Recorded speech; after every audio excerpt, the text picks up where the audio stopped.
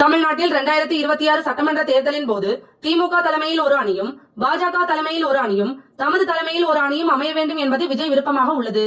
அதேபோல் திமுக கூட்டணியில் தற்போது இருக்கும் காங்கிரஸ், பிசிக, இந்திய கம்யூனிஸ்ட் கட்சி, மார்க்சிஸ்ட் கம்யூனிஸ்ட் கட்சி, மதிமுக ஆகிய கட்சிகள் வெற்றி கூட்டணியில் சேர்ந்தால் பலம் என்று நினைக்கும் விஜய், கூட்டணி ஆட்சி என்கிற மந்திர முழக்கம் கை கொடுக்கும் என்று நம்புகிறார்.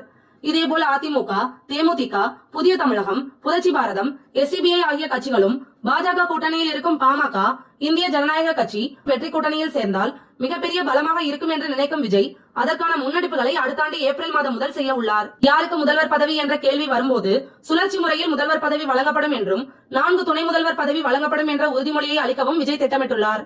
4 தொகுதிகளை வென்ற கட்சிக்கும் அமைச்சரவையில் இடம் வழங்கப்படும் என்ற உறுதியையும் விஜய் வழங்க திட்டமிட்டுள்ளார். மொத்தமுள்ள 234 தொகுதிகளில் 80 முதல் 100 தொகுதிகளில் தாவேகா போட்டியிட வேண்டும் என்று விரும்புவதாக கூறப்படுகிறது. எஞ்சிய 134 முதல் 154 தொகுதிகளை கூட்டணி